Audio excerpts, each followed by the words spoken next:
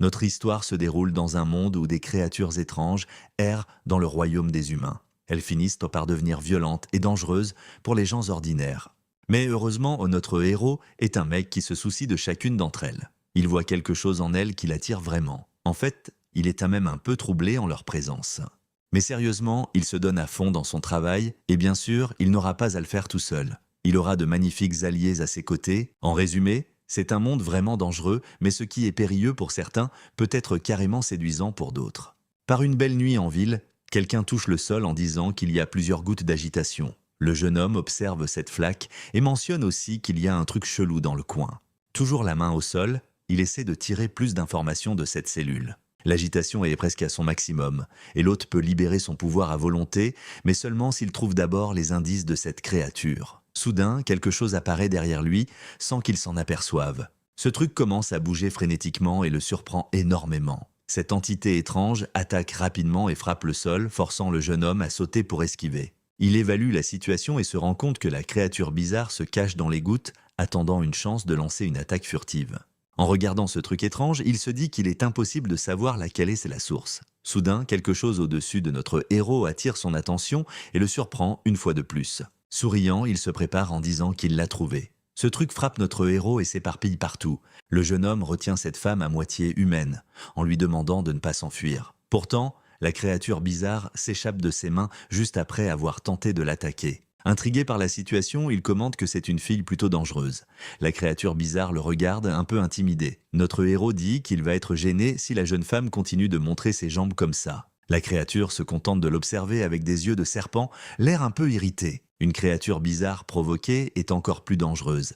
Mais ce n'était pas l'intention de notre gars. Le truc violet sur le torse de l'homme explique que les créatures le voient déjà comme un ennemi et le pressent d'utiliser son propre pouvoir. Le garçon ressent une sensation désagréable alors que cette énergie commence lentement à prendre le contrôle de son corps.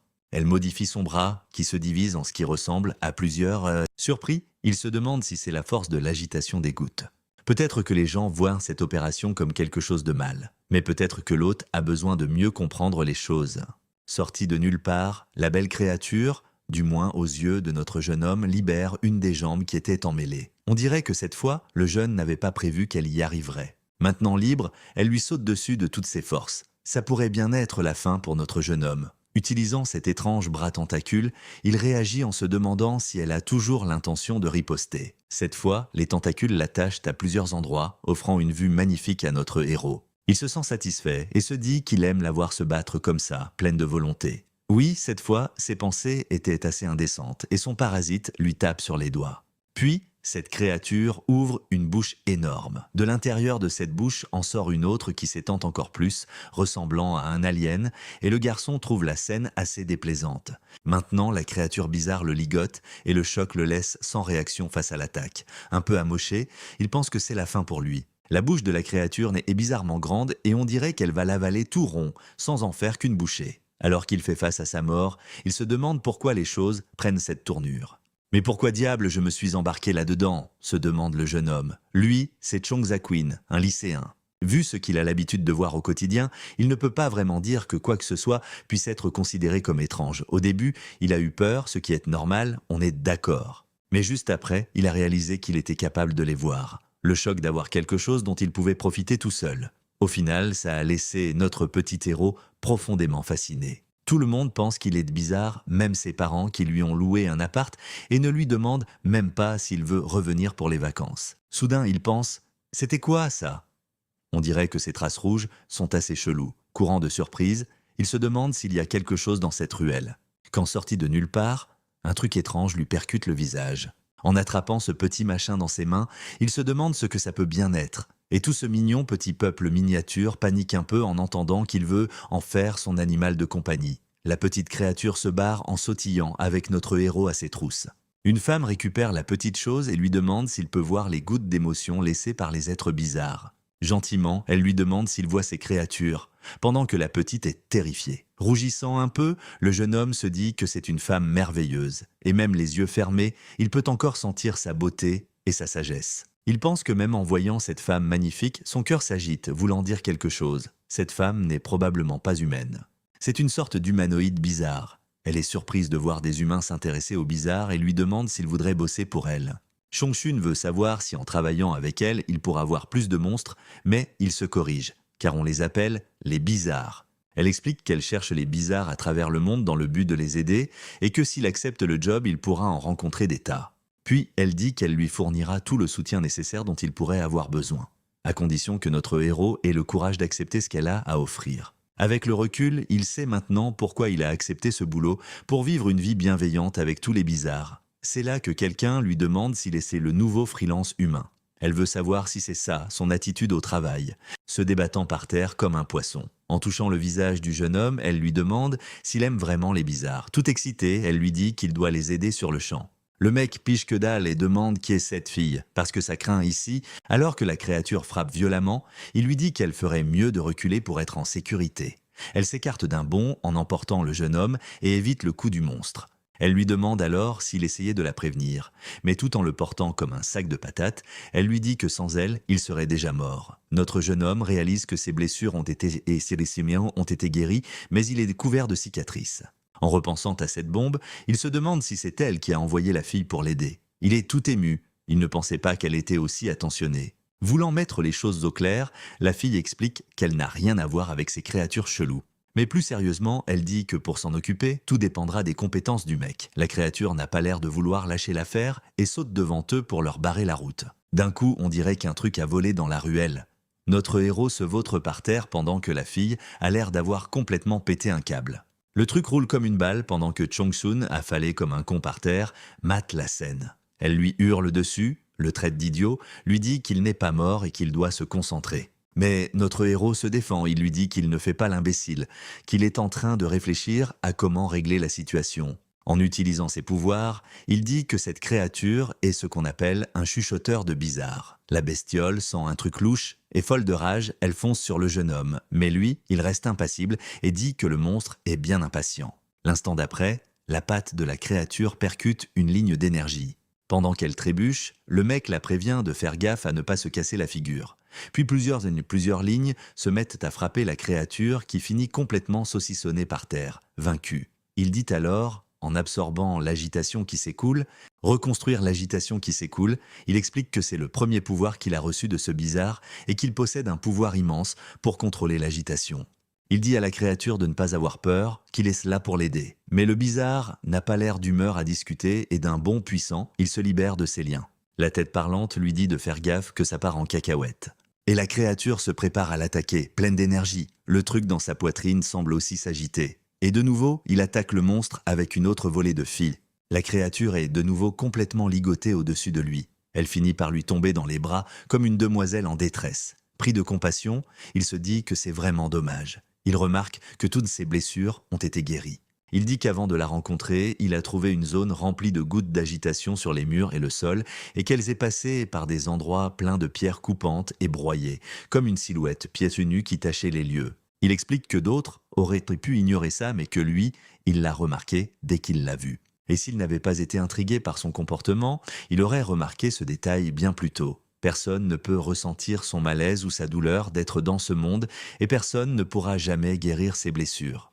Mais au final, peu importe, il espère juste retourner dans son monde avec elle et prendre soin de ses pieds. La créature le regarde maintenant plus calme. Pendant que la fille se réassemble comme un Lego, elle demande ce qui se passe. Énervée, elle lui demande comment il a fait pour piquer le pouvoir de Blitz et dit que si elle avait riposté, il serait cuit. Elle demande si c'est comme ça qu'il voit un bizarre, comme une petite minette en manque d'amour. Chang Zakwin dit à la créature de ne pas s'inquiéter, qu'elle est juste jalouse. L'autre meuf dit qu'elle comprend maintenant ce qu'il veut dire par chuchoteur de bizarre. Satisfaite, elle dit que ce test prouve qu'il est digne de ce boulot. Tout excité, il dit qu'il est aussi un bizarre et qu'il ne comprend pas ce qu'elle ressent. Cherchant du réconfort auprès de l'autre femme, elle lui dit qu'il est bizarre, mais qu'elle devrait essayer d'être un peu indulgente avec lui. Maintenant, elle aussi a l'air satisfaite et l'autre femme dit que, comme convenu, elle va l'emmener au pays des bizarres pour qu'il voie à quoi il ressemble vraiment. Super content de la situation, il est impatient d'y aller. Quelque temps plus tard, il se dirige vers une voiture. La femme ouvre la portière et l'invite à monter à l'intérieur avec le bizarre. Il lui demande si elle sait conduire. La meuf répond qu'ils se sont juste adaptés. Ensuite, elle met cette clé bizarre dans le contact. La voiture démarre et de l'énergie se met à tourbillonner en dessous. Il est surpris qu'elle sache vraiment piloter. La bagnole commence à s'enfoncer dans le sol. On dirait que toute la caisse est entrée dans cette flaque rose. En traversant une sorte de portail, elle continue de descendre et ils réalisent que la voiture aussi, c'est un bizarre. Ils continuent de leur route pendant que des lumières de toutes les couleurs remplissent l'endroit. Impressionnés, ils se demandent c'est quoi ce délire. Chaque cellule de son corps est en ébullition alors qu'ils nagent et volent. Le truc continue de voler à travers l'espace jusqu'à ce qu'ils atterrissent dans une flaque. En passant la main à l'extérieur de la créature, la femme annonce qu'ils sont arrivés. Notre héros sort délicatement de la voiture et s'étale par terre, tout désarticulé. Il lève les yeux et reste bouche bée devant ce qu'il voit. En voyant tous ces trucs vraiment chelous, il se demande si c'est la terre natale des bizarres, et il est complètement sous le charme. Il les trouve tous adorables pendant que la fille critique leur papotage.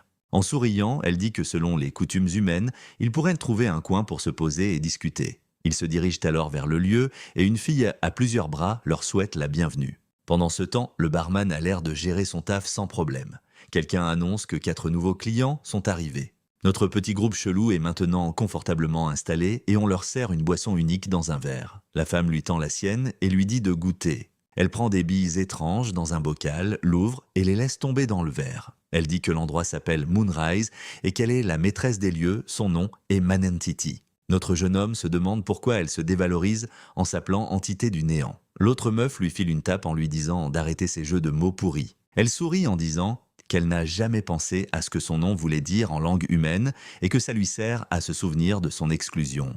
Notre héros est curieux d'en savoir plus sur cette histoire d'exclusion. Elle explique que quasiment tous les bizarres ici sont des créatures étrangères à ce monde car ils sont des exilés d'un autre. Elle dit que même dans leur monde d'origine, ils étaient des étrangers bizarres et qu'en vérité, la moindre erreur de leur part pouvait blesser leur entourage. Ils ne s'intègrent nulle part et sont vus comme des catastrophes ambulantes. En fait, au lieu de dire que Moonrise est leur foyer, on pourrait dire que c'est leur prison. Elle dit qu'elle va faire confiance à notre jeune homme pour dire aux bizarres qui vivent ici qu'ils peuvent vivre en paix. Ce sera pour leur propre protection, mais aussi pour la sécurité de ce monde. Chong Sakun dit que ça lui va tant qu'on ne l'empêche pas de se rapprocher des bizarres. Elle répond que même si elle a confiance en ses talents, la fille là-bas travaillera avec lui par précaution. Elle se présente alors comme étant Guancho et dit qu'elle est une native. Elle explique qu'elle a aussi été invitée pour s'occuper des bizarres, mais en tant que son aînée, elle ajoute qu'elle ne le reconnaît pas encore comme son égal et lui demande s'il comprend bien les bizarres. Elle lui suggère alors d'identifier les caractéristiques qui la rendent si spéciale. Il lui explique que sa personnalité est vraiment nulle et que c'est ça qui est de spécial pour une bizarre. La meuf s'énerve et lui saute dessus en disant qu'elle va se venger au nom de toutes les femmes humaines et qu'elle va lui en mettre une. Mais soudain, notre héros lui touche le visage en disant qu'il préfère éviter de se faire tabasser. La laissant surprise, il déclare qu'il préfère passer à l'action. Puis, il détache facilement sa tête de son corps. Elle lui demande s'il pense lui faire peur en retirant sa tête. Mais notre héros a l'air surpris par ce qu'elle dit. Et l'instant d'après, il se penche pour l'embrasser, ce qui laisse la patronne des lieux et l'autre bizarre complètement sur le cul. Mais avant de toucher la fille, il dit que c'est bien ce qu'il imaginait et la repousse en disant que c'est vraiment une sensation étrange et inhumaine. Elle répond qu'elle ne pige rien et lui demande si c'est comme ça qu'il confirme les choses. Il répond alors que si elle est vraiment une bizarre de la région, elle doit être la jolie tête enregistrée dans les contes de Liu-Jai. Ça ressemble aux histoires qui parlent de la tête d'une très belle femme. Il ajoute que ce corps est comme une prothèse qu'elle utilise pour se faire passer pour humaine et qu'elle peut contrôler lorsque la tête est connectée.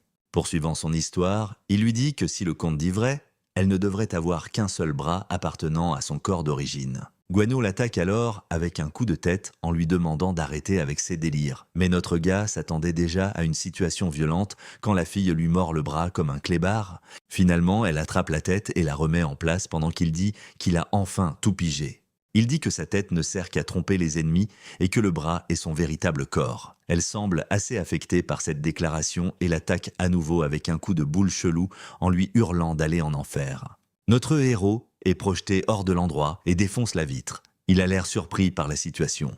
Il trouve étrange de continuer à tomber dans le vide. Il se demande si ça a toujours été comme ça et si cet endroit appelé la Lune est un bizarre gigantesque. Soudain, quelque chose commence à arriver à cette créature et des tentacules verts en sortent. Ils s'étirent vers notre héros qui est toujours en pleine chute. Puis, ils s'enroulent autour des bras et des jambes du garçon, le laissant pantois. Et ils le sauvent en le hissant jusqu'à Moonrise. Quelqu'un lui dit que ce n'est pas grave de déconner un peu de temps en temps par ici. Elle ajoute ensuite qu'elle espère que les deux s'entendront bien, mais la fille n'a pas l'air très chaude au fond. Puis, elle annonce que c'est réglé et que ce soir, ils devront vivre ensemble. Cette situation irrite la fille et inquiète un peu le garçon. Un peu incrédule, il demande si c'est sa chambre. En vrai, ça a l'air d'être une chambre plutôt sympa, mais il la charrie en disant que ça ne lui rappelle pas une bizarre. La fille claque alors la porte de la chambre et lui demande s'il sent la différence maintenant. En prenant une pause un peu bizarre, elle redemande si ça lui rappelle une bizarre. Elle essaie de l'attaquer à nouveau, mais le garçon esquive. Enfonçant ses doigts dans le mur, il dit que ce n'est plus le moment de jouer. Il remarque que la tension monte et que les choses deviennent sérieuses. Alors, il décide de passer à l'action en utilisant son pouvoir. Il commence à ligoter le corps de la meuf avec ses tentacules roses et on dirait bien qu'il arrive à l'immobiliser. Maintenant qu'il a maîtrisé la fille, il se sent un peu plus calme, mais elle a l'air bien vénère d'être saucissonnée comme ça. Et il se met à absorber son agitation. Apparemment, ça a marché, mais il doit garder à l'esprit qu'elle n'est pas son adversaire. Le niveau de danger d'un bizarre est classé comme abominable, classe danger, classe fatale et aussi classe vitale. Peu de temps après que l'hôte est entré en symbiose avec lui, elle est devenue une bizarre junior capable de gérer seule une classe vitale. Elle est seulement responsable de la communication et du soutien, en tant que manager. Cependant, si elle succombe à ses désirs, elle deviendra une bizarre de classe fatale et on dirait bien qu'elle est encore en train de déconnecter. Le reste de son corps semble immobile au sol tandis que ses deux parties flottent devant notre héros. Il est surpris par ce qui est en train de se passer. Il se rend compte que son bras et sa tête se sont détachés et s'enfoncent dans le mur de l'appartement. Vu que la fille a ses pouvoirs, il s'attend à être attaqué de n'importe quelle direction. Quelque chose attire soudainement son attention. Mais avant qu'il ne puisse se retourner pour voir ce qui se passe, il est frappé dans le dos. Puis il s'écrase direct au sol avec un impact violent. Elle lui dit qu'il a bien compris qu'elle peut traverser la matière et contrôler tout ce à quoi elle est connectée. Mais elle se moque de lui en disant « Et alors, qu'est-ce que ça peut te faire de le savoir ?» Chongzakun est au sol, sans défense, pendant qu'elle se prépare à l'attaquer. Soudain, un bras surgit de derrière et l'attrape par le cou et elle explique que c'est la cérémonie de bienvenue des bizarres, pour mettre les choses au clair sur qui est le plus fort. Il sourit en disant qu'il n'a jamais vu ça avant et l'appelle l'ancienne. Elle lui explique alors qu'ils sont des managers de bizarres et que la conquête absolue est la vérité pour eux tous. Guano dit qu'il a peut-être reçu l'approbation de l'entité Non, mais elle préfère la manière forte à n'importe quelle validation. Il observe en silence un moment, alors, l'instant d'après, il active son pouvoir et un tentacule rose sort de sa bouche. On dirait que ça... Il lui dit qu'il ne la laissera pas tenter son petit jeu de conquête sur lui. En souriant avec une expression un peu étrange, elle répond que ce n'est pas si mal. Énervée, elle lui dit de même pas penser à dormir tant que son caprice n'est pas résolu. Puis le jour se lève sur ce monde étrange et magnifique et une entité arrive en saluant tout le monde. Chongzakwan ressemble plus à un zombie qu'à un humain, mais il lui rend son salut. Il dit qu'il préférerait être dans un lit plutôt que dans ce sac de couchage bizarre. Pendant que la fille pionce tranquillement, on dirait que c'est l'heure de la bouffe. La fille ne le calcule même pas pendant que la bosse lui demande ce qui s'est passé la nuit dernière. Elle s'excuse pour la fille au cas où elle l'aurait contrariée, car quelque chose l'a perturbée pendant qu'on la testait. Puis elle demande à la fille de le laisser jeter un œil. Un peu à contre-cœur, elle commence à enlever sa veste et dit qu'elle comprend. Elle se met alors à ouvrir ses vêtements et il est surpris par ce qui se passe. Elle dit qu'il y avait une créature bizarre qui s'occupait d'elle et qu'elle n'a pas remarqué quand elle est partie. Surpris, il lui demande si elle vivait dans ce trou et quel genre de bestiole c'était. Elle répond que c'était la même qu'ils ont croisée plus tôt et qu'elle s'appelle Nou. En plus d'être une créature particulièrement curieuse, elle lui demande alors s'il est prêt à l'aider à réparer son erreur. En souriant, il répond que puisque c'est un boulot, il accepte, mais qu'il y a autre chose. L'air un peu taré, il dit qu'il veut presser cette petite créature quand ce sera fini. Et la meuf est carrément d'accord. Il explique qu'avant de continuer, il doit enquêter sur l'endroit où elle vivait pour trouver un indice utile. Ça ne lui plaît pas trop, mais elle lui dit de se manier. Puis, il met sa main dans ce trou et elle devient méfiante. Il commence à tâter l'intérieur de ce truc étrange. Il dit que son corps artificiel est vraiment très beau et elle se sent satisfaite, affirmant que c'était son propre travail. Soudain, il semble sentir quelque chose d'étrange, ça le perturbe un peu. Il regarde dehors en pensant que c'est Naru. Dans cette fenêtre de l'autre côté, il voit la créature comme une bête géante. Il trouve tout ça très étrange, même pour une bizarrerie, ce n'est clairement pas normal. Le duo continue à table dans une atmosphère un peu étrange. La fille semble être devenue un peu timide à ce sujet. Puis elle dit que selon l'étiquette humaine, elle devrait s'excuser auprès de lui. Il attend les excuses, mais elle reste silencieuse. Elle le regarde alors comme si elle attendait qu'il fasse quelque chose. En fait, elle espérait qu'il l'interromprait en disant que tout allait bien pour qu'elle n'ait pas à s'excuser, ce qui serait plutôt arrangeant. Il veut savoir pourquoi elle n'arrive pas à se comporter comme une humaine alors qu'elle en s'étend sur eux. Pour elle, les humains préparent toujours des coups tordus, donc elle ne peut pas baisser sa garde avec eux. Elle demande alors à notre gars pourquoi certains humains aiment tant les créatures bizarres alors qu'ils devraient en être terrifiés. Elle se souvient avoir dit à un type nommé Paloun qu'il n'avait rien fait de mal, que c'était de les autres qui les avaient abandonnés en premier. Elle a l'air un peu pensive face à cette situation. Alors, se la jouant un peu, il dit que c'est parce que ce type a un bon jugement et du bon goût. Mais elle conclut que c'est peut-être parce que les gars comme lui n'ont pas d'amis. Et ça, il le sent passer. La fille est aussi un peu prétentieuse et dit qu'elle va lui donner un conseil en tant que manager débutant. Elle explique que dans ce business de recherche et de soins des créatures bizarres, les humains les voient de souvent comme la plus grande menace. Chong Zakun dit qu'il comprend, mais en tant qu'humain, il va lui expliquer quelque chose et il commente que son côté dur s'estompe, ce qui rend la fille un peu tendue. L'instant d'après, cette voiture réapparaît dans le monde des humains. En sortant, elle lui dit d'avancer tout en lui demandant s'il peut sentir où Nara pourrait être, mais il explique qu'il peut seulement juger les créatures bizarres avec précision, et qu'il n'a aucune compétence en communication. Malgré ça, il affirme qu'il pourrait en avoir une vague idée. Curieuse, elle demande ce que ce sera, et il lui dit de juste le suivre. Il pense que l'œil géant est apparu après qu'il a trouvé son aura dans le nid de Nehru. Sortis de nulle part, ils entendent quelqu'un appeler à l'aide. Une femme est à par terre, désespérée, demandant ce qu'est cette chose et la suppliant de ne pas s'approcher.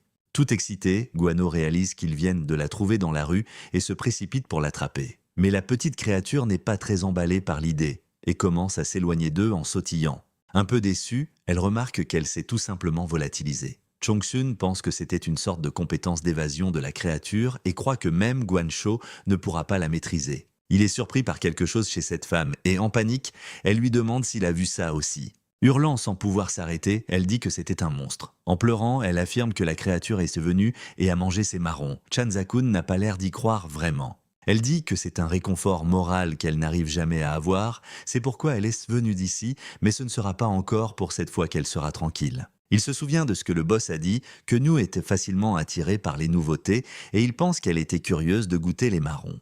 La fille est secouée, disant qu'elle n'aurait jamais pensé rencontrer quelque chose d'aussi horrible et veut savoir ce que le gars en pense, mais il répond qu'il n'a rien vu qui ressemble à cet horrible monstre. Elle s'excuse alors d'avoir eu l'air folle et pensait avoir rencontré quelqu'un qui ne la trouverait pas bizarre. Notre héros réfléchit à ça et se souvient de l'époque où on le traitait de mec chelou et d'extraterrestre. Ils se moquèrent de lui, lui demandant s'il était vraiment humain, disant qu'il était très étrange.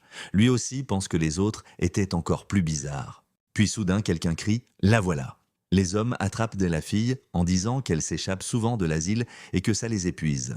Ils disent qu'elle aura une camisole de force à son retour pendant qu'elle hurle qu'elle n'a pas encore pu manger les marrons. Guano demande si ce n'est pas la fille qui était impliquée avec Naru il y a peu. Mais notre héros dit que c'est juste une patiente avec des problèmes mentaux et qu'on ne peut pas comparer les deux. Et il dit que quand ils trouveront Naru, il espère que personne ne l'embêtera. Puis soudain, quelqu'un s'approche en posant une question sur ce nom. Le type trouve curieux que Chong Zakun ait appelé cette chose Nous. Il dit que c'est intéressant et leur dit de le suivre car cette fois, il réussira à les récolter. Pendant ce temps, là-bas, les hommes maîtrisent la fille. La créature continue de fuir notre duo de poursuivants. Elle est curieuse en se retrouvant près d'un stand de nourriture. Elle se demande alors si elle serait intéressée par la nourriture humaine, mais heureusement, ce n'est pas encore l'heure de manger et ils pourraient bientôt l'attraper. La fille est curieuse de savoir comment ils vont s'y prendre. Dans cet endroit rempli de stands de nourriture, ça n'a pas l'air trop bondé. Alors il lui dit de se lancer et lui désigne l'un des vendeurs. Elle trouve ça drôle, car tout à coup, on dirait que le garçon est un reclus étrange qui fait les courses pour la première fois. Et il se défend en disant que ce n'est pas parce qu'il sait s'entendre avec les bizarreries qu'il s'entend avec les gens. Il explique que tout le monde a ses forces et ses faiblesses, mais la fille n'est pas convaincue alors qu'il se cache derrière elle comme un chiot effrayé. Déterminée, elle prend les devants pour y aller. Elle explique que ce corps est fait exprès pour gérer les humains et dit qu'elle va lui montrer à quel point elle est devenue douée pour ça. En s'approchant du stand, elle attire l'attention du vendeur. Montrant toute sa détermination, elle dit qu'elle veut une portion de poulet frit. Le vendeur, à son tour, pense que c'est une jeune fille très polie. Elle montre le poulet, toute satisfaite, comme si la mission était un succès. De là-haut, la petite créature observe la scène et il réalise qu'ils sont observés par Nu. Il semble que la créature soit très intéressée par ça, probablement à cause de la bonne odeur. Notre garçon observe discrètement la créature, mais elle le remarque et se tire. Guano est un peu déçu, pensant que ça a foiré et voilà l'argent pour l'opération qui s'envole. Chongshun estime que ce n'est pas ce que Nara aime manger. Peut-être que la créature préfère quelque chose de plus savoureux. La fille est curieuse de savoir ce qu'il entend par « saveur plus profonde ». Alors il lui montre quelque chose du doigt, lui demandant ce qu'elle en pense. Quelque temps plus tard, il s'approche d'un stand de bouffe. Une femme se demande ce que c'est que cette odeur et ils sont assis à une table avec un plat qui a une odeur très forte. Un plat magnifique est servi et plutôt satisfait, il dit que ça s'appelle du losen. La fille se sent un peu gênée et ne sait pas si ça va marcher. Changkun ne peut pas non plus garantir que ça fonctionnera, mais il l'espère. Soudain, la petite créature apparaît au bord de la table et commence à grimper vers ce plat de nourriture unique. La petite bête est vraiment mignonne, une aura étrange émane de l'endroit. La fille est curieuse de savoir pourquoi il est là et ne mange pas. Notre héros observe la créature en silence. Finalement, il s'excuse auprès de la petite créature en disant qu'il a tout compris de travers. Il raconte qu'il se souvient des instants précédents, lorsque la créature s'est enfuie en le voyant. Il semble que ce n'était pas parce que la créature avait trouvé quelque chose de plus attirant ou qu'elle était frustrée ou effrayée. En fait, c'est parce qu'elle a rencontré quelqu'un avec une passion si intense que ses instincts ont paniqué. Et il comprend que la créature poursuit ses odeurs parce que les gens deviennent calmes après avoir mangé. Il lui demande donc si ce qu'elle cherche, c'est un environnement où elle peut se détendre. Notre héros appelle Guancho et elle se méfie d'un appel aussi formel. Mais il sourit en disant qu'ils ne s'entendent peut-être pas, mais qu'il sait à quel point ce boulot est difficile pour elle. Puis il lui demande si elle ne veut pas se détendre pour aujourd'hui et profiter un peu de la nourriture humaine. Elle se sent gênée et demande pourquoi il veut faire une chose pareille. Chongkun veut qu'elle lui fasse confiance car il ne fait pas d'erreur de jugement et peut ainsi aider à créer une atmosphère plus agréable. Elle est assez timide à ce sujet, mais elle finit par accepter la nourriture dans sa bouche. Notre gars lui demande si elle a aimé. En plaisantant, toujours embarrassée, elle dit que c'est bien meilleur que ce plat là-bas. Les gens autour pensent qu'ils sont un couple de tourtereaux pendant que Naru regarde la situation avec curiosité. Il regarde notre héros faire ça. Puis soudain quelque chose commence à se produire et cette créature se transforme en une magnifique jeune fille aux longs cheveux verts. Ce qui les surprend, la fille tapote Changkun. Puis elle se pointe du doigt, montre le plat et demande avec difficulté « Rua ?» Notre gars est un peu surpris et l'autre fille se demande si Naru s'est transformée en ça. Guancho dit qu'aucune entité n'a parlé de cette transformation et qu'elle ne se produirait que si elle était suffisamment fascinée. Chongkun est assez surpris. Elle se souvient bien de la transformation de Naru et du fait que c'est le côté le plus profond de l'âme, l'autre facette. Puis, elle se demande ce que cette fille a à voir avec Chongkun. La jeune fille se met à agiter les bras et à faire des bruits comme si elle était un bébé. Chongkun ne comprend pas et demande ce qu'elle essaie de dire. Mais l'autre se moque de lui, disant qu'il s'est autoproclamé dévasté. Elle se dit qu'il doit bien rester un peu de bon sens sur terre. Soudain, la fille semble remarquer un truc et devient toute rouge. Puis, sortie de nulle part, elle met sa bouche sur le doigt du garçon et elle reste là à le fixer dans cette position un peu chelou. Chongshun pige que dalle et demande à quoi ça rime. Mais elle continue de se concentrer sur ce qu'elle fait jusqu'à ce qu'elle finisse par lâcher son doigt et elle a l'air de pousser un soupir de soulagement. Chongshun finit par comprendre. Puis il prend quelques nouilles et les offre à la fille. Mais à ce moment-là, un filament d'énergie s'enroule autour de la fille. Guano hurle l'appelant et elle se fait violemment arracher de sa chaise. Une personne apparaît en disant qu'il est doué pour faire baisser la garde des bizarres. Tenant la fille comme un petit chiot, il le remercie grandement pour ça. Notre héros est surpris que le mec puisse voir Naru. Vu qu'avant et après sa transformation, elle est censée être invisible pour les gens. Le type dit que le problème, c'est qu'ils ne font pas partie de la Lune, mais qu'ils peuvent traquer les bizarres. Les sbires disent qu'ils vont embarquer tout le monde. Notre gars se jette par terre, exigeant que la fille explique ce bazar, et elle se jette aussi de la table. Elle dit qu'elle expliquera plus tard, mais laisse entendre qu'elle n'aurait jamais cru les trouver ici. Elle dit aussi qu'ils ne sont pas comme eux et que ce sont des ennemis. Donc, ils devraient se concentrer sur la récupération de Naru. La fille crie de désespoir. Chongshun remarque que son niveau d'agitation monte en flèche. À l'intérieur de lui, l'autre dit qu'il a détecté une source d'agitation et qu'il peut maintenant mieux exploiter son pouvoir. Alors, toute cette énergie commence à se manifester chez notre héros sous la forme de tentacules roses.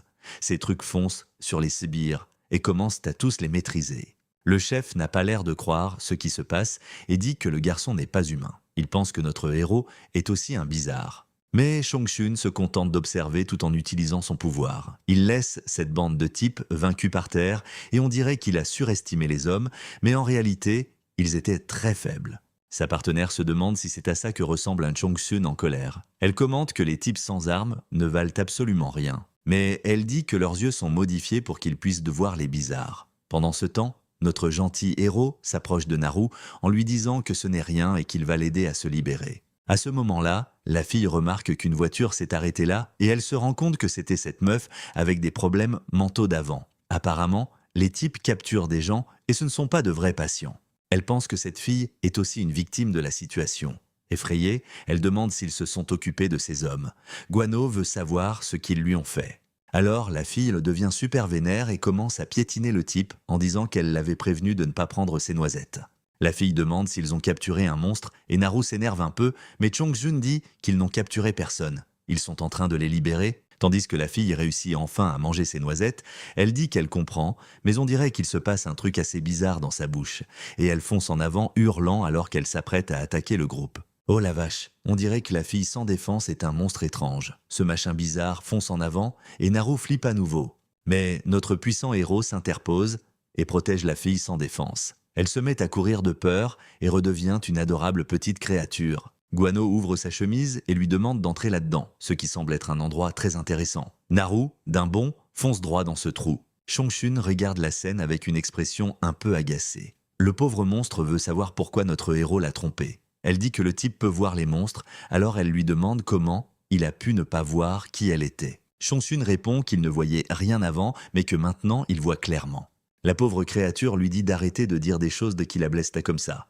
La femme attaque à nouveau en disant qu'elle l'avait deviné dès qu'elle a su qu'ils avaient le même passé. Mais cette fois, elle réussit à toucher notre héros en plein fouet et il est projeté super loin par l'impact. Chongzakwin, agacée, lui demande si elle croit qu'ils sont potes. Guano réalise que c'est un gang d'humains qui ne s'arrêtera pas tant qu'ils n'auront pas capturé des créatures bizarres et aussi la lune.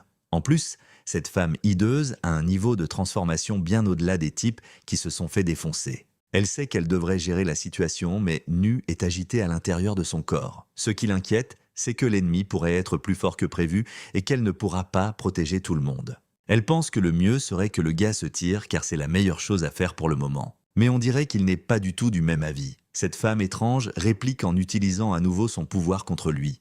Les tentacules de notre héros s'enroulent autour de la bouche grotesque de la fille. Elle lui dit qu'il ne peut pas continuer à s'opposer à elle. Puis, devenant encore plus moche, elle lui ordonne de la rejoindre. L'hôte annonce que des ultra-neurotoxines ont été détectées. Il dit à l'hôte de faire quelque chose immédiatement et soudain, il est transporté dans un autre endroit. En observant les environs, il se demande ce qui s'est passé. Derrière lui, quelqu'un demande à être sauvé. Il voit la fille le supplier de ne pas s'approcher en disant qu'elle est un monstre. Pendant que cette énorme créature le regarde pleurer, elle lui demande s'il peut voir et dit qu'elle ne veut pas mourir. Chongsun se demande où est le monstre et veut savoir si elle a des problèmes psy ou si elle essaie juste d'attirer l'attention. Désespérée, elle lui dit que ce n'est pas ça. Irrité, il l'attrape par le col en lui disant qu'elle essaie de le berner avec ses combines. Et il s'apprête à frapper la fille, la traitant d'ordure. Soudain, il semble reprendre ses esprits. Il regarde ses mains, se demandant ce qu'il est en train de faire. Il pense que ce n'était pas lui, c'était juste l'illusion de quelqu'un se faisant passer pour lui. Soudain, une voix dit qu'il a compris que tout n'était qu'un mensonge. Puis elle s'approche par derrière et dit « Ce sont leurs plus grandes incompréhensions ». Réagissant au quart de tour, notre héros invoque son pouvoir. Mais rien ne se passe, ce qui le laisse surpris. Elle le serre dans ses bras en disant que cet endroit est sûr, qu'il ne doit pas avoir peur et que personne ne peut y être blessé. Elle veut savoir s'il la comprend et dit qu'ils sont égaux après tout. Puis à son oreille, elle lui demande d'accepter sa requête. En bavant bizarrement sur lui, elle lui dit de ne faire qu'un avec elle car ensemble, ils pourront tuer ces monstres qui les oppriment. Notre héros reste là, apathique, enlacé devant cet immense œil rouge. Dans le monde réel, les deux sont enchevêtrés dans leur pouvoir. Elle se demande ce qui s'est passé pour que tout soit si calme et pense que c'est une super occasion d'attaquer. Mais l'instant d'après, sans aucun avertissement, Nara s'éloigne d'un bond. Elle essaie de crier à la petite créature de s'arrêter. Mais Nara fonce droit sur la tête de notre héros. Il s'appelle Chongzakwin et il a le pouvoir de voir les bizarres depuis sa naissance. Ils planent au-dessus des foules et se battent parfois entre eux, mais ils ciblent rarement les humains. Au début, il était terrifié, mais il a fini par trouver une existence encore plus terrifiante que les bizarres. Quelqu'un lui a dit que tout le monde se regardait droit dans les yeux et qu'il vaudrait mieux qu'il disparaisse. Il se demande pourquoi il s'est souvenu de ce jour, mais ce ne sont peut-être que des flashbacks. Il se souvient de tout ce qui s'est passé ce jour-là. Maintenant, devant lui, se trouve cette fille nommée Nu. Il est surpris, se demandant qui elle est. La femme monstrueuse est irritée d'avoir une intruse sur son territoire. Nerys dit que l'atmosphère commence à devenir agitée et que c'est horrible, horrible. Puis elle s'approche de Chongzaquin et dit que l'atmosphère est plutôt calme et que c'est magnifique, magnifique. Irritée, la fille monstre dit qu'elle est sur son territoire psychique et que c'est le moment parfait pour bouffer le garçon. Finalement, elle attaque nue en disant que cet endroit n'est pas pour elle. Et on dirait qu'elle va gober la fille Arturon. Tout ce que fait Nu, c'est sourire en se faisant avaler et demander « Activé ?» On dirait que le pouvoir de cette femme n'est pas fait pour affronter deux personnes en même temps. Mais il n'y a pas non plus de raison de refuser ce petit encas. Nu est là, se reposant au milieu de cet amoncellement de crocs effroyable. Puis finalement, la femme l'avale. La créature hideuse se met à rire de satisfaction. Mais quelque chose se passe à l'intérieur et cela prend la créature horrifiante par surprise. Ses énormes bouches commencent à s'ouvrir et de l'intérieur émerge Naru, intacte. La femme monstrueuse hurle d'agonie, mais Nu observe comme si de rien n'était. D'un geste de la main, elle commence à utiliser son pouvoir à son tour et elle sourit en transformant le tout en une petite boule rouge. Cette femme étrange réalise que sa bouche, déjà bien chelou, a été détruite. Nero commence alors à mettre la boule dans sa propre bouche. Elle l'avale comme si c'était quelque chose de vraiment appétissant, mais l'instant d'après, elle le recrache. Elle dit que ça a un goût mélangé d'humain et de bizarre, donc ce serait quelque chose comme un humain mutant qui aurait absorbé le bizarre. Mais si elle ne le dévore pas, elle ne pourra pas récupérer son être cher. La femme mutante n'arrive pas à croire qu'elle ressent de la douleur dans sa propre zone psychique. Ironiquement, le monstre veut savoir quel genre de monstre est l'autre fille. Effrayée, elle lui ordonne de ne pas s'approcher. Nara se moque d'elle et dit qu'elle est juste un monstre imbattable dans le domaine psychique. Et d'une manière un peu mignonne, elle parle de manger la fille. Un œil géant apparaît, suivi d'une énorme bouche grotesque. Ça s'approche de la fille sans pitié. Elle est terrifiée, elle crie. Et puis finalement, elle se referme sur elle-même. De retour dans le monde réel, elle a l'air effrayée et crache encore un peu de sang. Notre héros a aussi l'air surpris. L'instant d'après, la fille est allongée par terre et il la regarde. La petite explique qu'elle a juste étouffé sa psyché, mais que maintenant, tout va bien. La demande qu'en échange de cette faveur, ils maintiennent les choses stables comme elles le sont maintenant. Puis elle s'approche soudainement en disant qu'elle a vu son passé et que c'est délicieux. Il est assez surpris par cette attitude. Soudain, Guano apparaît devant lui et lui demande si ça va. Mais tout près, quelqu'un fait un bruit et attire leur attention. C'est Naru qui fait à nouveau ces bruits étranges. Notre héros lui dit de ne pas s'inquiéter, qu'il va bien. Mais il repense à ce qui s'est passé, sans comprendre si Nu est cet œil géant ou si elle est quelque chose de différent. Il doute, ne sachant pas ce qui est réel et ce qui relève de son imagination. Et la vérité, c'est que peu importe comment on voit les choses, Nu est le bizarre le plus phénoménal qu'ils aient jamais rencontré. Notre héros piège quelque chose au pied d'un bizarre. Il sourit, satisfait, et dit que ça devrait suffire. Il pense qu'il n'y aura pas d'agitation débordante et que ça ne perturbera pas ses pas. Il assure que dorénavant, en dehors de Moonrise, elle ne s'agitera plus. On dirait que la créature est plutôt contente de ça. Elle se blottit contre lui, ce qui le met mal à l'aise, tout en disant que si elle est heureuse, il est heureux aussi. Mais quelque chose attire son attention et il se demande ce que ça peut bien être. Guano pense que c'est une réaction d'étonnement. La chef commente que c'est la première fois qu'elle voit un humain et un bizarre s'entendre aussi bien. Elle ajoute qu'elle pensait que ça ne durerait pas longtemps. D'ailleurs, elle avoue qu'elle est plus surprise que prévu. Chanzakun explique que dans les histoires, beaucoup d'êtres bizarres ont fait du mal aux humains. Et c'est pour ça qu'ils les craignent autant. Il explique que les serpents ont été victimes du mépris des humains, mais qu'ils ne font que se défendre en réaction, et que les humains qui comprennent ça peuvent avoir une vie harmonieuse avec eux. Les humains considèrent aussi les moineaux comme une peste, mais maintenant ils prospèrent de partout dans le monde. De plus, ils ont peur des araignées qui ne font aucun mal, et c'est brillant de placer l'éthique au-dessus du chaos pour la civilisation humaine, dit-il en souriant. Il dit qu'il juge les êtres bizarres très justement et croit qu'ils peuvent coexister. Guancho veut savoir s'il existe un être bizarre dangereux qui menace l'humanité, et elle lui demande s'il croit qu'il pourrait bien vivre aux côtés de l'humanité. Mais étonnamment, notre héros lui demande si elle n'est pas en train de décrire une partie de l'humanité. Et il déclare qu'il n'arrêterait en pas avant d'avoir franchi une ligne vitale. La chef réfléchit quelques secondes, mais elle lui demande si notre héros parle bien des êtres bizarres et non des humains, se demandant si ce serait un être bizarre si dangereux qu'il ne pourrait pas le gérer. Il répond alors qu'il laisserait la chef s'en occuper, notant que ce n'est pas l'objectif de Moonrise. En souriant, une entité lui dit que c'est son devoir et qu'il ne peut pas refiler cette responsabilité à quelqu'un d'autre. Chacun veut savoir ce qu'il en est de ces types qui ont attaqué et s'inquiètent qu'on les ait laissés partir. Puis elle demande si le gang s'appelle les Moonseas. Ailleurs, la fille monstre se réveille en sursaut et elle réalise qu'elle est piégée par une flopée d'étranges tentacules métalliques. Une personne s'approche et dit qu'ils sont déçus. Elle ajoute que non seulement il a honte de sa défaite, mais que c'est le cas de tous les Moonseas également. Elle est surprise et effrayée. L'appelant Lord Baron alors qu'elle bégaye tout près de lui, il lui dit qu'elle a un joli visage mais que ce n'était pas le cas la première fois qu'il l'a vue. Elle était dans une situation précaire, avec le corps détruit par la vie et la drogue, tout comme son esprit. Elle était paumée, désespérée, sans aucun contrôle sur sa vie. C'est lui qui l'a sauvée, qui l'a non seulement guérie, mais lui a aussi refilé des pouvoirs en la fusionnant avec une créature bizarre. Avec un air sadique, il lui dit qu'il était plein d'attentes et qu'il avait l'intention de rassembler plusieurs créatures de bizarres, en plus d'elle. Puis il ajoute qu'un jour, elle pourrait même avoir la chance de devenir une duchesse des mers lunaires. Le regardant droit dans les yeux, il insiste sur le fait qu'il lui a énormément donné et qu'en retour, il attend juste une chose, qu'elle ne se foire pas. En lui broyant le visage, il lui demande pourquoi elle a laissé un tel pouvoir devenir inutile en rejetant cette créature bizarre. Elle supplie le Seigneur de lui pardonner et implore une deuxième chance. Une énorme explosion retentit juste devant l'homme. En souriant, il dit qu'il a plein d'autres pions sous la main et là, la femme n'en croit pas ses yeux. Il s'en va tout en se disant qu'accumuler les ressources petit à petit, ça finit par ralentir l'évolution des mers lunaires.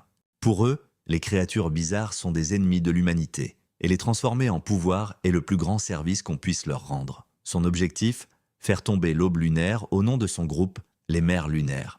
En regardant son portable, il se dit que c'est donc ce mec qui a buté son cavalier préféré et il se demande si c'est bien le gamin en question.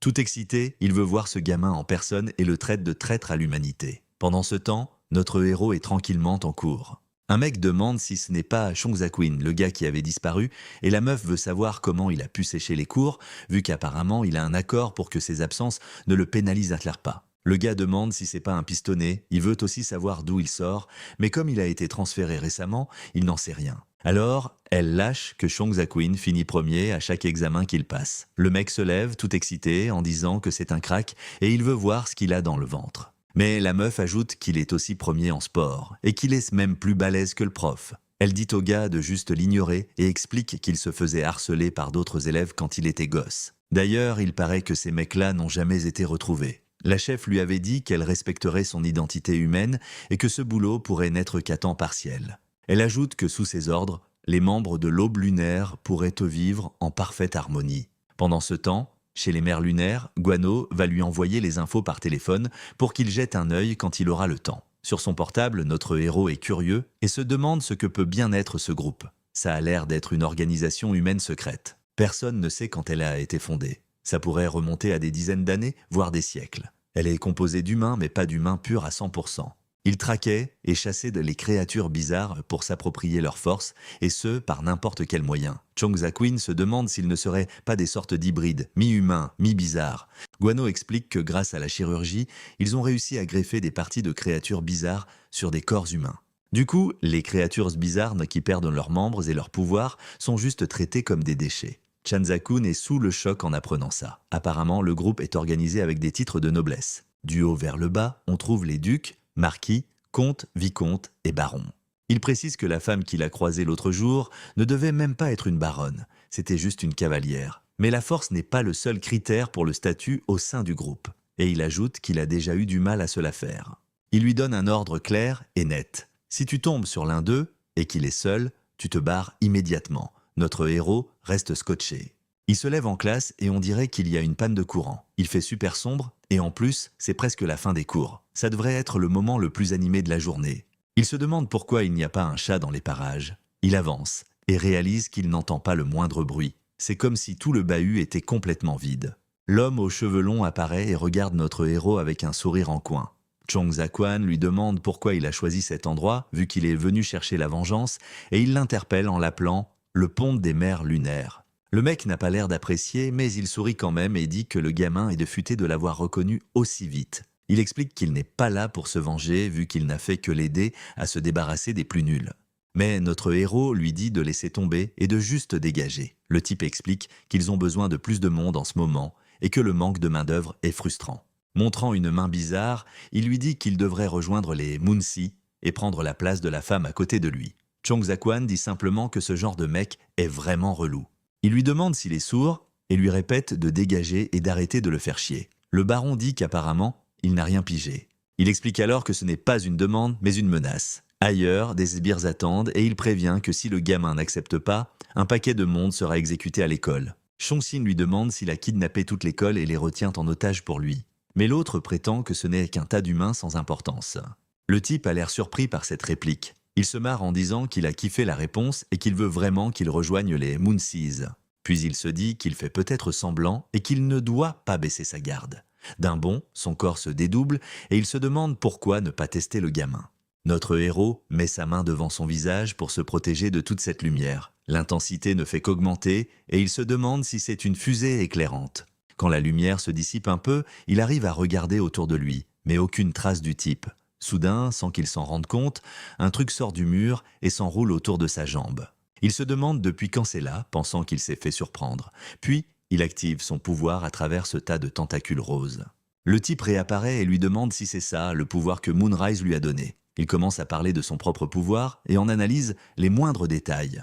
Surgissant par surprise sur notre héros, il lui lance « Ton pouvoir est le mien ». Et avec une patate en pleine tronche, il termine en disant « Car il y a un monde d'écart ». Chanzakun est projeté et s'écrase contre le mur qui vole en éclats. Il a l'air bien amoché et pense à la puissance de ce coup. Les tentacules semblent s'enrouler et devenir super résistantes comme une corde. Il réalise à ce moment-là qu'en comparant leurs forces, il ne fait pas le poids face à ce type. On dirait que son tentacule sort un truc de sa poche et l'instant d'après, une énorme explosion retentit. Le type s'approche en lui demandant s'il essaie de prendre contact et que ça ne marchera pas. Il dit qu'en tant que baron Negan, il déteste vivre avec les excuses des gens qui ne pensent toujours qu'à leurs propres intérêts. Il demande alors pourquoi il ne prendrait pas ce monde pour en faire un endroit où il pourrait vivre sans toutes ses combines. Notre héros lui demande ce qu'il lui veut, bordel. Le baron explique qu'il va prendre son contrôle, puis il observe la manifestation d'énergie et le type ajoute qu'il fera ça au nom des Moonseas. Mais soudain une énergie jaillit devant lui et tranche son attaque. Le type a l'air de ne rien piger et se demande ce qu'il se passe. Il dit qu'il est comme un murmure des êtres bizarres et explique que même transplanté dans un corps humain, un fait demeure. Leurs pouvoirs ne sont pas fondamentalement différents du sien. Seule leur utilisation est un peu plus avancée que la sienne. Le type se défend au tout dernier moment de l'attaque de notre gamin. Il n'a pas l'air de comprendre comment son énorme pouvoir n'arrive pas à écraser le gamin. Chanzakun dit qu'il n'est pas agité, que son dossier scolaire est excellent et qu'en plus, il s'y connaît en êtres bizarres. Il lui demande s'il avait pigé ça avant de commencer son petit numéro, à faire exploser les lumières, couper le courant et utiliser ses tentacules à travers la prise électrique. Il a fait tout ça pour bien montrer que leur pouvoir était différent. Le type s'énerve et hurle que c'est impossible, que même s'il a tout compris, il ne peut pas faire ça. Notre héros dit que ces gouttes d'agitation sont en train de se régénérer. Puis il se moque en disant que si un humble mutant peut faire ça, comment lui ne le pourrait pas? L'hôte annonce que la limite d'agitation est brisée et qu'il peut faire feu quand il veut. Une énergie monstre commence alors à s'échapper de notre héros et frappe le type de plein fouet qui se met à hurler en sentant l'attaque. Chanzakun s'excuse et dit que rien ne survit face à ces tentacules chargés. Il lui demande ce que ça fait de n'en faire qu'à sa tête, disant que c'est juste de l'arrogance et que c'est pour ça que son côté humain manque de ce charme si particulier aux êtres bizarres. Le type a l'air bien vénère et crie le nom de notre héros. Surexcité, il dit qu'il l'a vraiment impressionné. Chongqing pense que le type est un peu trop à fond. Il se demande si cette attitude de mec surpuissant est difficile à maintenir. Mais le baron, énervé, répond que le provoquer ne fera que lui rendre les choses plus difficiles. Et en fonçant sur notre héros, il déclare qu'il n'est plus digne de rejoindre son organisation. Utilisant son pouvoir, il dit qu'il va maintenant le transformer en matériel de base. Chongqing commence à subir toute cette puissance. Il se demande si c'était un courant électrique explosif.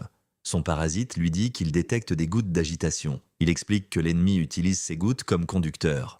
Chanzakun dit qu'il pige à peu près comment il fait ça et qu'il utilise les gouttes d'agitation sans se gêner. Le baron affirme qu'il comprend bien les choses, surtout quand ça vient des êtres bizarres, et il insiste sur le fait que leurs pouvoirs ont la même origine.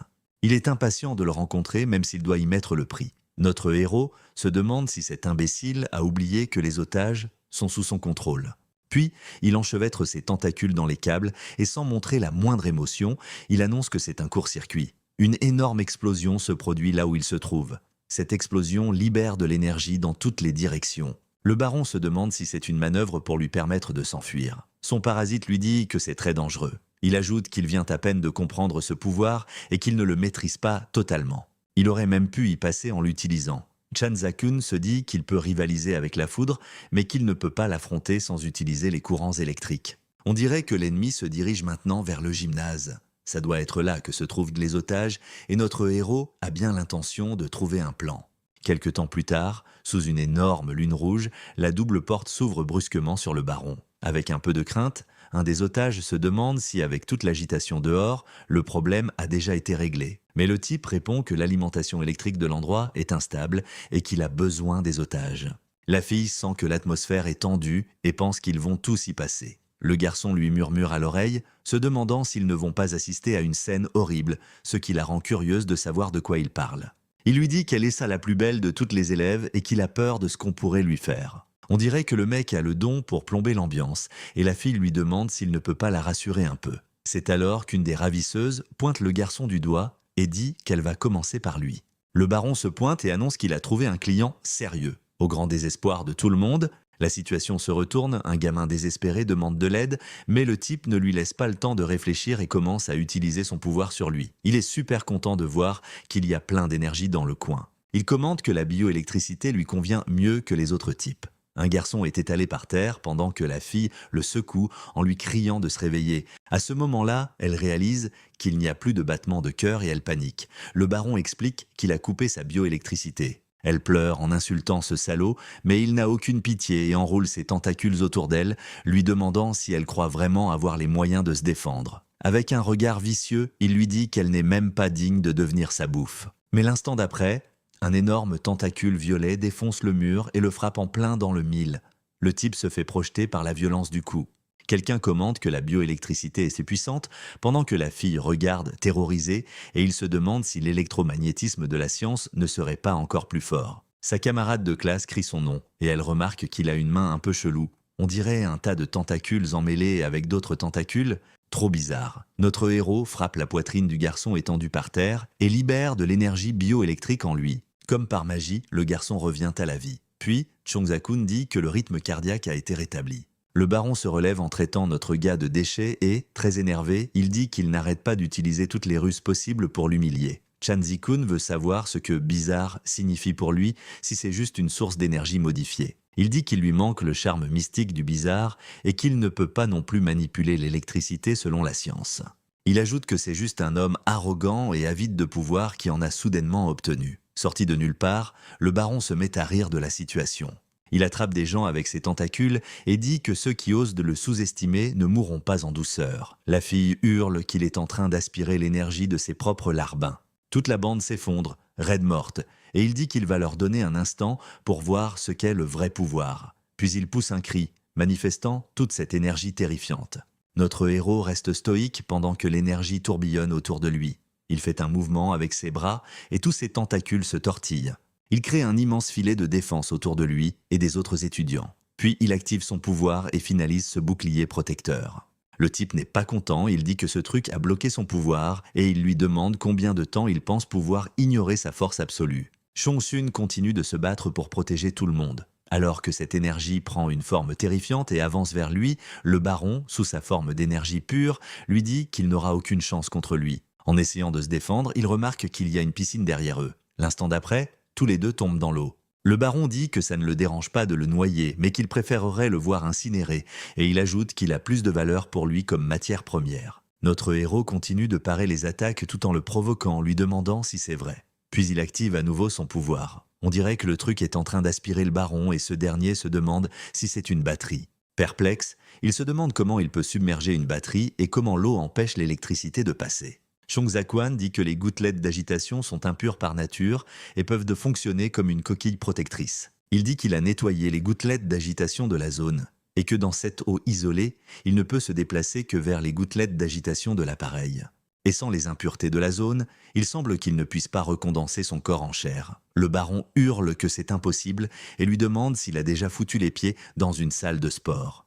Chongzakun dit alors qu'il a toujours prétendu être un chuchoteur du bizarre et qu'à l'instant où il a laissé son bizarre ouvert au jugement, son destin était déjà scellé. Le baron hurle de désespoir, l'insultant et exigeant d'être libéré. L'instant d'après, on ne le voit plus au fond de la piscine. Soudain, des tentacules sortent de l'eau et notre héros apparaît au bord de la piscine avec cet appareil. Il dit qu'avec des humains aussi audacieux que ce type dans le monde, il kiffe le bizarre de plus en plus. Le baron a l'air terrifié par ce qu'il voit. Il regarde cet endroit rempli de cristaux étranges.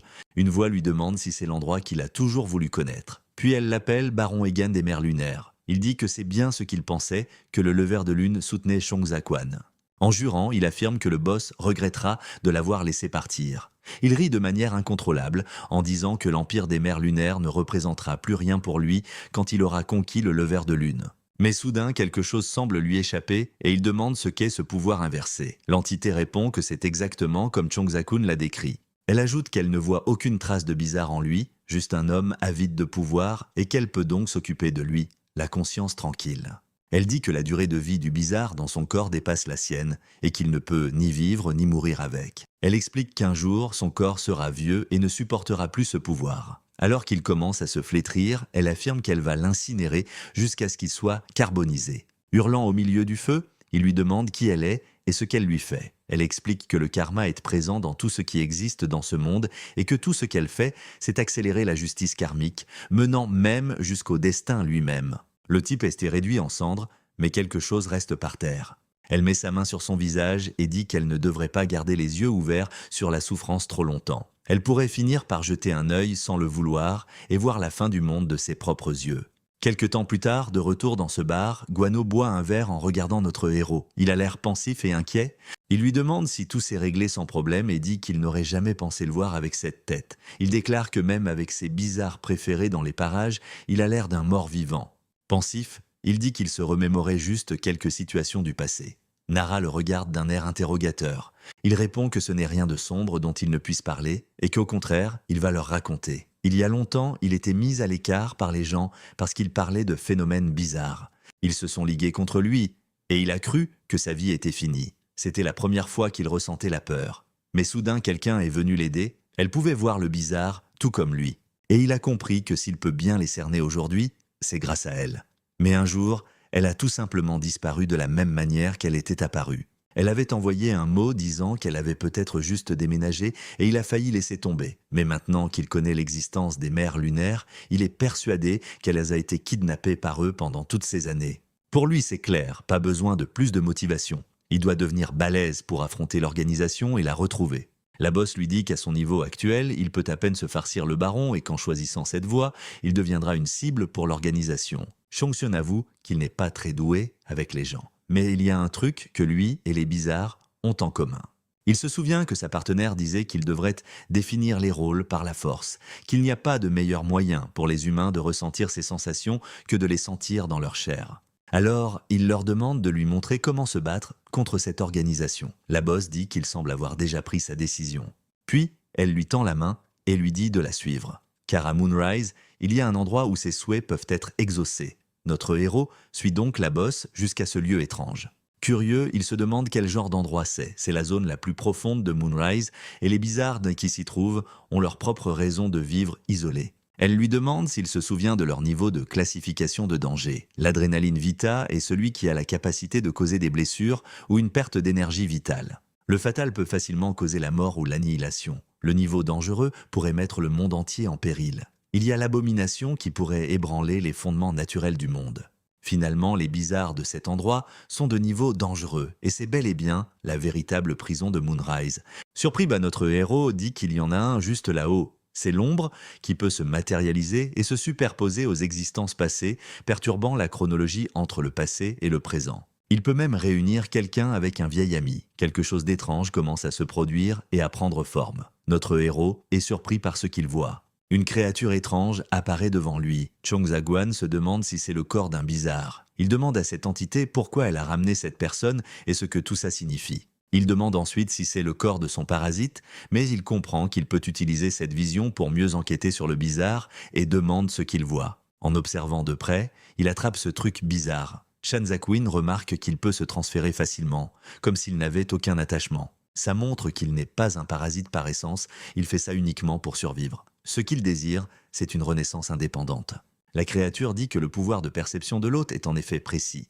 Elle déclare qu'elle est prête à parier sur lui et veut savoir s'il accepte de participer pour ses propres objectifs. Ensuite, elle lui dit d'accepter ses restes et que ce ne sera pas à elle de lui céder sa force, mais à lui de la dominer et de déchaîner son pouvoir. Il se souvient à nouveau de la fille qu'il a sauvée et pense qu'il lui a fait confiance. Faisant un mouvement avec son bras, il dit que le résultat de son pari devrait être bénéfique pour les deux. Puis il prend cette cape, l'enfile, et une énergie commence à se répandre partout et l'un de ses yeux change complètement.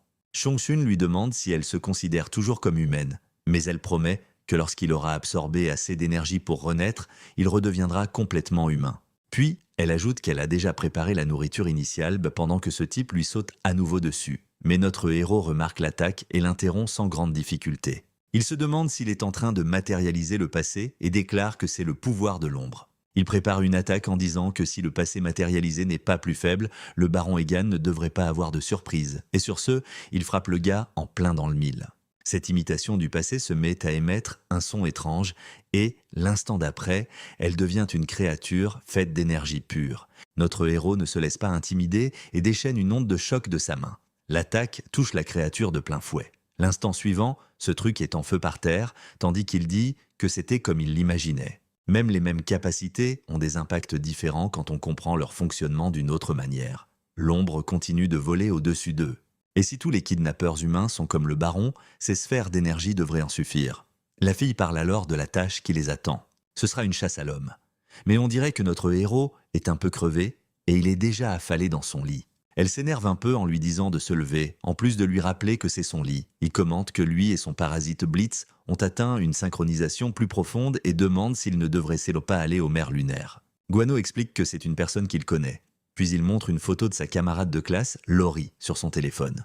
Il reste là, à regarder, tout emmêlé dans la couverture sans dire un mot. Notre héros, un peu à l'ouest, ne sait même pas qui est la fille, et Guancho s'énerve, pensant qu'il se moque d'elle.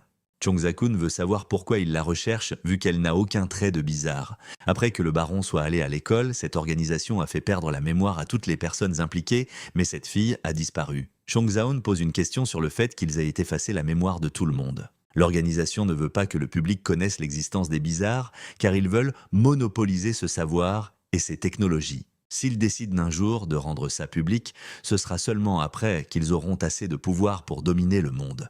Notre héros veut savoir ce que la fille a à voir là-dedans.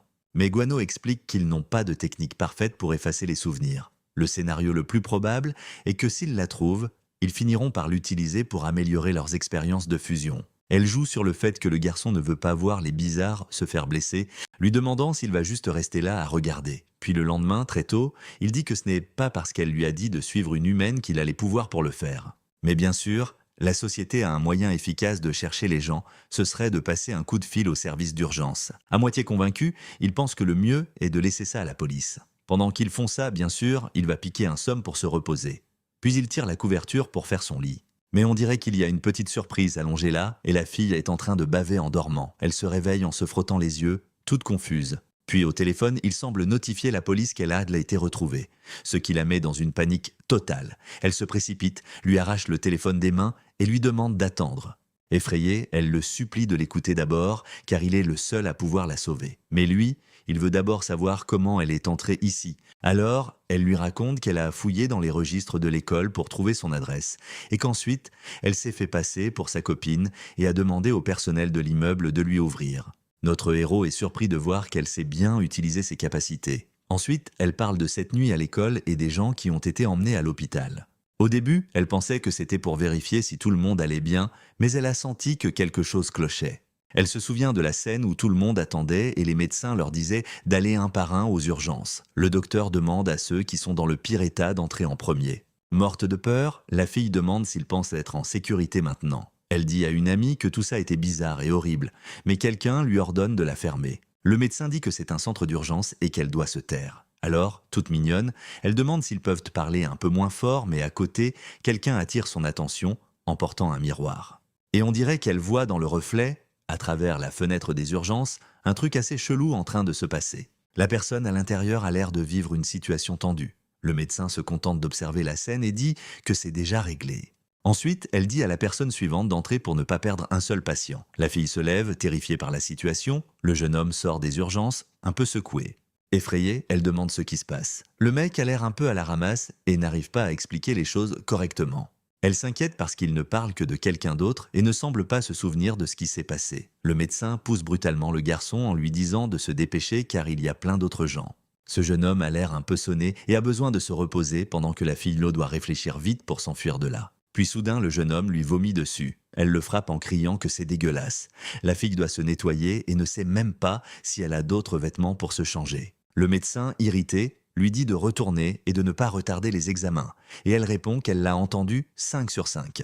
Quelques minutes plus tard, elle est dans les toilettes en train de se nettoyer. Elle se souvient des paroles du médecin lui disant de revenir, mais elle se dit qu'elle ne le fera pas. Soudain, elle réalise que c'est le meilleur moment pour se barrer. Elle ne peut pas juste sortir en courant sinon les médecins la verront. On dirait que sa seule option est de passer par la fenêtre. Mais en regardant en bas, elle voit des médecins même à l'extérieur. Elle se demande pourquoi il y a des médecins qui patrouillent. Ça devient de plus en plus chelou. Elle réalise qu'il n'y a aucune issue et se sent un peu désespérée. Puis soudain, quelque chose se passe dans son oreille. Elle se retourne vivement en demandant ce que c'est. C'est une entité étrange qui apparaît devant elle.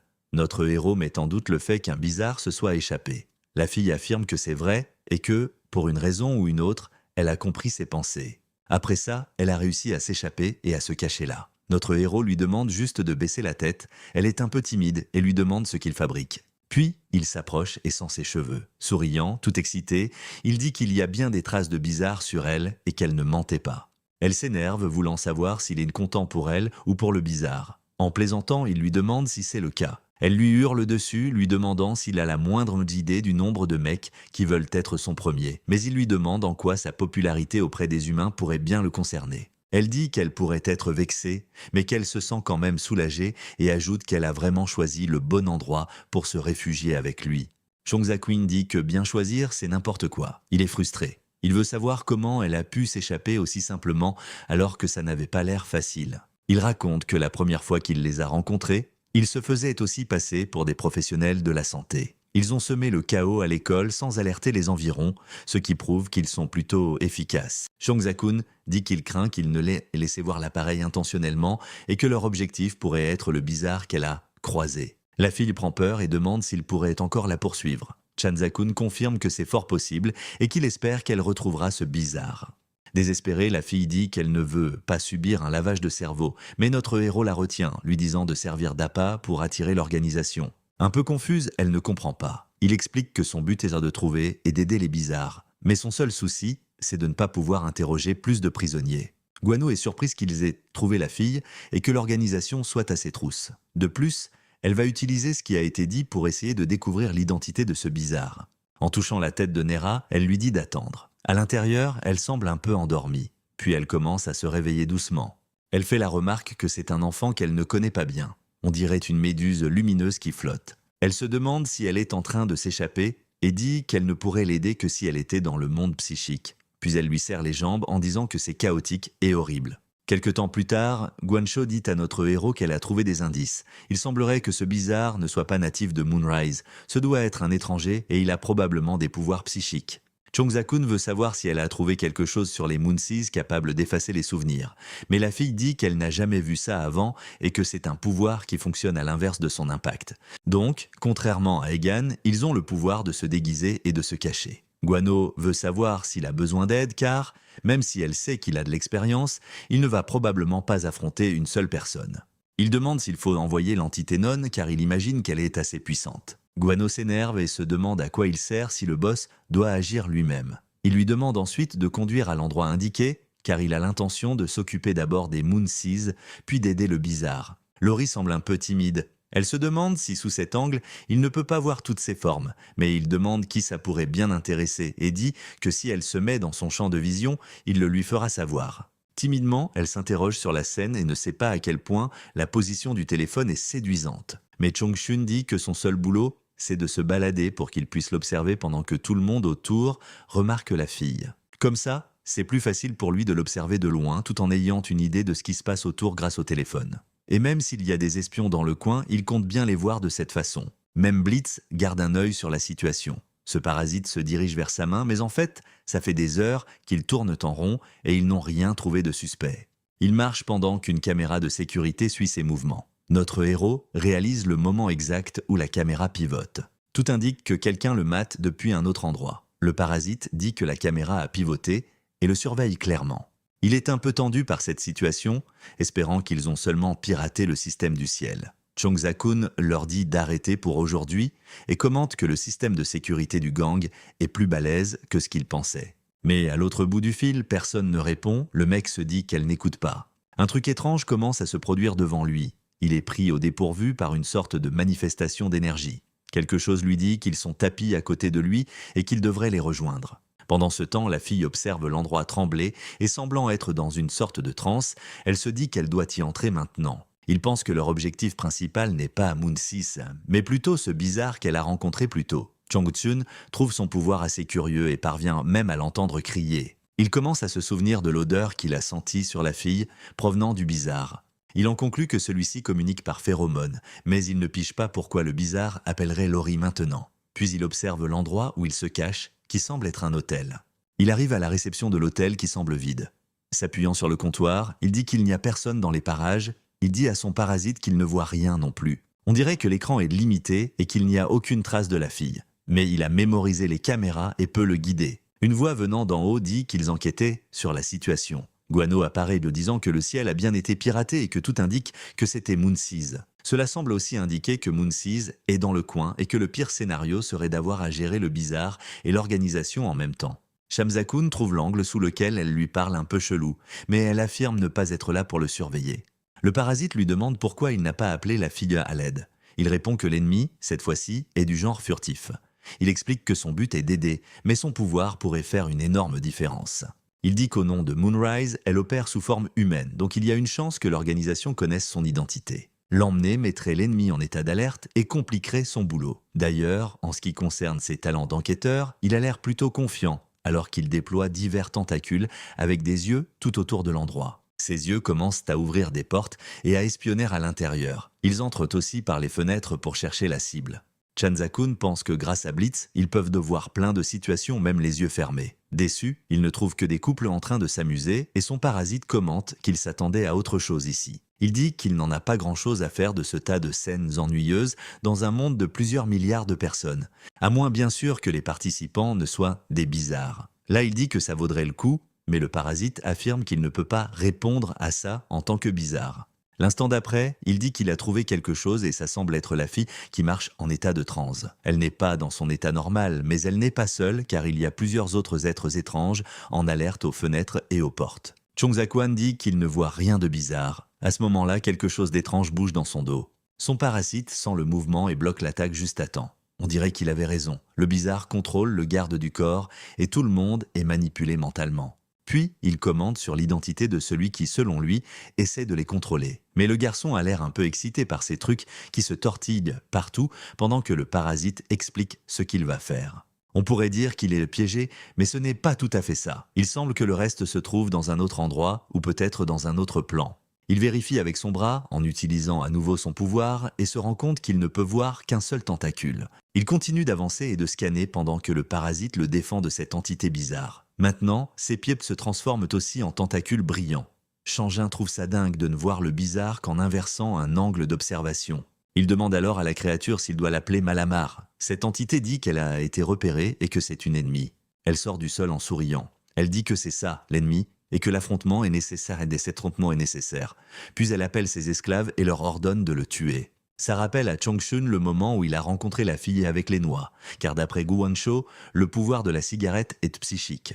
Il dit que comparé à cette silhouette humanoïde inversée, il trouve la méduse plus attirante. Les esclaves avancent contre notre héros avec l'intention de le défoncer. Une attaque arrive de près, mais il l'esquive facilement. Lori attaque de nouveau et une fois de plus, il se décale. Il remarque un autre mec tout courbé qui vient pour attaquer. Il met son bras en avant pour bloquer le coup. Puis, avec chaque bras, il frappe 2 de ces types, les neutralisant direct. Il se rend compte que ce sont des mauviettes et qu'il peut gérer ça sans difficulté. La méduse trouve ça vraiment incroyable. Elle dit qu'elle a appris à utiliser ses pouvoirs dans le monde psychique et que s'il le veut, il peut aller s'entraîner avec elle là-bas. Mais quelque chose attire à nouveau son attention. Plusieurs méduses apparaissent, tenant des gens la tête en bas, en transe. Blitz lui dit de n'avoir peur de rien, car ce n'est qu'une image mentale et que dans la vraie vie, ils restent les mêmes. Il semble que les voir déguisés en entités bizarres le dérangent un peu. Il panique alors, pensant que c'est une sorte de piège, et dit que son esprit est en train de se briser. Le parasite lui demande de se calmer, car garder la tête froide est l'une de ses meilleures armes, mais il répond qu'il a la tête froide et qu'il va juste s'occuper de ces trucs-là. Il utilise alors son pouvoir d'onde de choc, frappant tout le monde. Ces créatures sont touchées et semblent se fondre, ce qui laisse notre héros sous le choc. Les rayons continuent de se propager sur eux tous, et Chong Zakwan tire sans pitié. Il remarque qu'il y a quelques gouttes d'agitation dans la zone. Il réalise qu'il n'avait pas remarqué cette agitation depuis qu'il est entré. Ils semblaient agités, mais ils n'ont rien fait. Il ne sait pas si ce sont des entités bizarres ou des parties manipulées par des humains. Il croit que l'eau, sans forme et sans trace, est son véritable élément. Mais finalement, le bizarre lui dit qu'il a tort. Elle lui dit qu'elle peut saisir les pensées les plus profondes de ceux qu'elle rencontre et que la connaissance est sa véritable arme. Elle dit qu'elle ne veut faire de mal à personne, mais que tout le monde veut lui en faire. Et que la faute de cet affrontement lui revient entièrement. Rien qu'avec ce contact, elle a déjà su tout ce qui se passait dans sa tête et a utilisé ses formes pour le perturber. Tout comme il n'a besoin que d'un coup d'œil pour comprendre une entité bizarre. On dirait qu'elle a fait la même chose. Le parasite le presse de reculer car s'il échoue ici, il sera consumé, mais il semble satisfait et dit qu'il ne s'est jamais senti aussi léger. Il demande à Malamar si elle a dit que le savoir était son arme, mais affirme qu'elle ne voit que la moitié du tableau. La bizarresque s'agite et lui demande ce qu'il veut dire. Il explique qu'elle a vu ses pensées et l'a blessé, semant la confusion, mais qu'elle n'a pas compris ses intentions, ajoutant qu'elle ne peut pas percevoir qui a pris soin de lui pendant tout ce temps. Puis une main géante apparaît, tenant cette méduse. Il lui dit qu'elle a peut-être profité de son inquiétude, mais que c'est elle qui a blessé les gens en premier, tout en la tenant par la jambe et en l'amenant à sa bouche. Il déclare qu'elle est instable, terrible et dégoûtante, mais qu'elle doit être dévorée. La créature hurle alors qu'elle est emmenée vers la bouche de Nera. De retour dans le monde réel, elle est allongée sur le sol avec tous les esclaves inconscients. On dirait que l'ennemi a eu si peur qu'il a démantelé son propre monde psychique. Peu importait sa force à l'intérieur car dans le monde réel, ce n'était qu'une méduse. Mais elle savait que Nara pouvait gagner ce combat. Il s'excuse d'avoir profité d'elle mais dit que pour gagner sans la blesser, il devait faire ça. Soudain, Nero devient désespéré et se met à faire du bruit. Surpris, Chong Zakwan demande quel est le problème. Une voix lui demande s'il peut baisser les bras. Une femme l'attrape au cou avec d'étranges griffes, disant que s'il se rend, elle ne fera pas de mal à ses amis. Chong Zakwan est surpris et demande qui elle est, mais la personne se fiche de la question et lui enfonce sa griffe dans le cou. Elle dit qu'elle l'avait prévenu de ne pas résister et que c'est lui qui la force à attaquer. Il essaie de se défendre en demandant quand il s'est battu et prétend qu'il était juste, mais elle l'interrompt et le blesse à nouveau. Il semble ne plus pouvoir voir et il y a une sorte de toxine qui cause ça.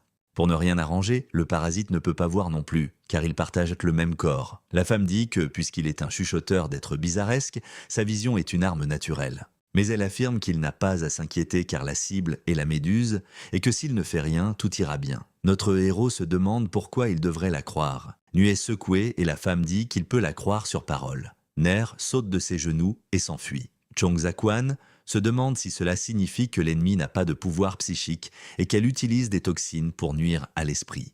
Puis soudain, elle dit que Tatters peut se lever et une créature étrange répond qu'elle est présente. La fille lui ordonne de ramasser l'être bizarresque par terre et de partir immédiatement, sans poser de questions. La créature s'approche de la méduse et dit qu'elle fera comme elle le souhaite. Notre héros se demande ce qu'il doit faire, abandonner ou essayer de se battre. La créature bizarresque dit « obstruction », mais on dirait que quelque chose la dérange. Derrière elle, Guano apparaît, s'accrochant à ses vêtements comme un petit chien. La fille demande s'il y a une sorte d'outil des mers lunaires qui parle comme un robot. Puis elle appuie sur un bouton de la commande et une énorme explosion se produit à cet endroit. La femme est prise au dépourvu et essaie de se protéger des débris. Au milieu de la fumée, elle remarque qu'elle a fait un trou dans le plafond. Et par là, Guano réussit à secourir notre héros. Elle dit que, comme il l'avait demandé, elle a garé la voiture à proximité mais que la prochaine fois, elle aimerait être prévenue quand les choses tournent mal. Chong Zakwan dit que ce n'est pas le moment de se faire engueuler, l'être bizarresque est toujours en bas, puis elle étend sa main à travers plusieurs tentacules pour atteindre le fond. Il semble qu'elle frappe la barrière protectrice naturelle de la créature, pleine de vitalité. Ce truc dit qu'il a réussi. Tout en avalant la méduse, la femme dit qu'ils peuvent avoir le beurre et l'argent du beurre. Elle revendique cet être bizarresque pour les mers lunaires. La fille réalise qu'elle n'est pas en position de force. Soudain, notre héros peut voir à nouveau. Elle remarque qu'il est assis dans la pièce et sa partenaire est tout excitée qu'il se soit débarrassé des toxines. Nera lui saute dessus, toute contente, et il dit que cela signifie que l'organisation a emporté l'être bizarresque. Guano déclare que son but est de l'aider, donc sa sécurité est la priorité et qu'à partir de maintenant, il ne devrait pas sous-estimer l'organisation. Chanzakun reconnaît que l'organisation le connaît vraiment bien et qu'il s'est fait avoir à la perfection. Mais si elle pense que ses capacités se limitent à la vision, elle se trompe lourdement. Guano est curieuse de savoir ce qu'il va dire ensuite. Il commente qu'il peut distinguer le son de ses talons hauts. Il se rend compte que l'ennemie est assez grande et qu'elle a un toucher doux, une façon de parler bien rodée. De plus, il remarque qu'elle a utilisé un parfum cher. Il se souvient du moment où elle a dit qu'il était un chuchoteur d'être bizarresque. Chongzakun se demande si elle était autrefois une star, peut-être un mannequin ou une actrice. Et en considérant la façon dont elle l'a tenue, il pense que son appendice bizarresque doit être près de son épaule. Chongzakun dit qu'il pourrait avoir une surprise en y regardant de plus près. Notre vidéo se termine ici. Si vous avez kiffé, n'hésitez pas à liker et à vous abonner à la chaîne. À la prochaine, ciao ciao.